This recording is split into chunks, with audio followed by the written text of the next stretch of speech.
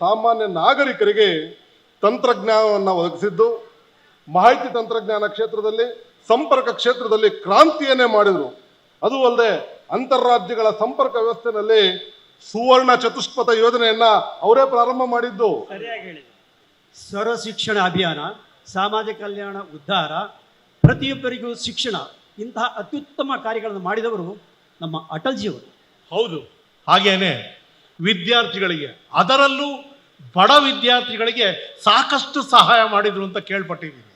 ಹೌದು, ದೇಶದ ಆರ್ಥಿಕ ಪ್ರಗತಿಗೆ ವೇದಿಕೆ ಸಿದ್ಧಪಡಿಸಿದವರು ನಮ್ಮ ಅಟಲ್ಜಿಯವರು.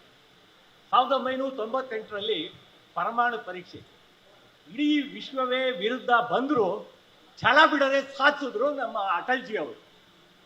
ಅಷ್ಟೇ ಅಲ್ಲ,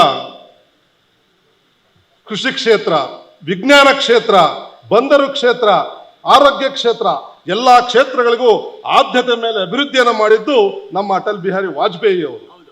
ಹೌದು, ಹಾಗೇನೆ ಭಯೋತ್ಪಾದನೆಯ ವಿರುದ್ಧ ಸಮರವನ್ನೇ ಸಾರಿದ್ರು.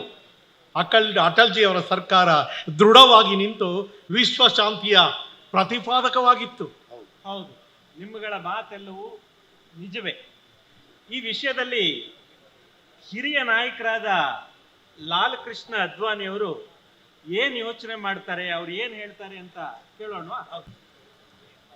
ನನ್ನ ಮತ್ತು ಅಟಲ್ಜಿಯವರ ಸ್ನೇಹ ಬಹಳ ಬಹಳ ಹಳೆಯದು. ಮುಂಚಿನಿಂದಲೂ ನಾವು ಪರಸ್ಪರ ಅನೇಕ ವಿಷಯಗಳನ್ನ ಹಂಚ್ಕೋತಾ ಇದ್ವಿ. ಒಟ್ಟಿಗೆ ಗ್ರಂಥಾಲಯದಲ್ಲಿ ಕುಳಿತು ಇಷ್ಟ ಇರುವ ಪುಸ್ತಕಗಳನ್ನ ಓದ್ತಾ ಇದ್ವಿ, ಅದ್ರ ಬಗ್ಗೆ ಚರ್ಚೆ ಮಾಡ್ತಾ ಇದ್ವಿ. 6 ವರ್ಷಗಳ ಕಾಲ ಅವರ ಉಪನಾಯಕನಾಗಿ ಕೆಲಸ ಮಾಡುವ ಸೌಭಾಗ್ಯ ನನ್ನದಾಗಿತ್ತು. ನನ್ನ ಹಿರಿಯರಾಗಿ ಅವರು ಯಾವಾಗಲೂ ನನಗೆ ಸಾಧ್ಯವಿರುವ ಎಲ್ಲ ರೀತಿಯಲ್ಲೂ ಉತ್ತೇಜನ ನೀಡ್ತಾಯಿದ್ರು, ಮಾರ್ಗದರ್ಶನ ಮಾಡ್ತಾಯಿದ್ರು. ಅವರ ಆಕರ್ಷಕ ವ್ಯಕ್ತಿತ್ವ, ನಾಯಕತ್ವದ ಗುಣಗಳು, ಮೋಡಿ ಮಾಡುವ ವಾಗ್ಝರಿ, ಅಪ್ರತಿಮ ದೇಶಭಕ್ತಿ, ಎಲ್ಲಕ್ಕಿಂತ ಹೆಚ್ಚಾಗಿ ಎಲ್ಲರಲ್ಲೂ ಅವರು ತೋರ್ತಾ ಇದ್ದಂಥ ಕರುಣೆ, ವಾತ್ಸಲ್ಯ, ಆ ವಿನಯಶೀಲತೆ, ವಾಹ್, ಅದ್ಭುತ.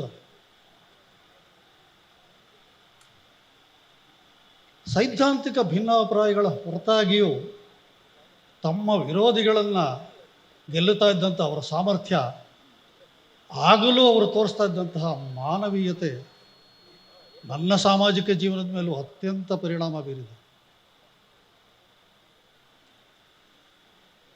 ಅಟಲ್ಜಿ ಒಬ್ಬ ಆದರ್ಶ ಪುರುಷ, ಒಬ್ಬ ಸಾಧಕ, ಅವರೊಬ್ಬ ಮಹಾನ್ ಚೇತನ.